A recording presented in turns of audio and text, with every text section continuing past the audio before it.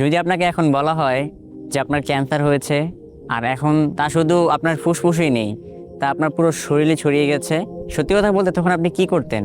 আপনি কি কুইট করতেন, নাকি তার সাথে যুদ্ধ করার প্রতিশ্রুতি নিতেন?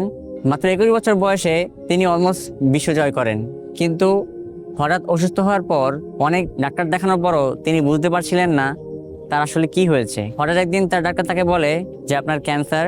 আর এই মানুষটি ছিলেন ল্যান্স আর্মস্ট্রং। মাত্র 21 বছর বয়সে তিনি সাইক্লিং জগতে বিখ্যাত হয়ে পড়েন, কিন্তু তার অসুস্থতার কারণে সবাই তাকে ভুলে যেতে শুরু করে। কিন্তু তিনি হার মানার পাত্র ছিলেন না। তিনি একটার পর একটা সার্জারি করতে থাকেন, দিনের পর দিন কেমোথেরাপির অসহ্য যন্ত্রণা সহ্য করতে থাকেন, এবং দিন শেষে তিনি সফল হন। 1999 সালে তিনি ফিরে আসেন এবং পরবর্তীতে ট্যুর দে ফ্রান্স টানা 7 বার জয় করেন। যে মানুষটি মৃত্যুর মুখে পড়েছিল সেই হয়ে ওঠে বিজয়ের প্রতীক। ল্যান্স আর্মস্ট্রং আমাদের শেখায় অসুস্থতা মানেই শেষ হয়ে যাওয়া নয়। জীবনের সবচেয়ে বড় যুদ্ধ বাহিরে নয়, বরং নিজের ভিতরেই।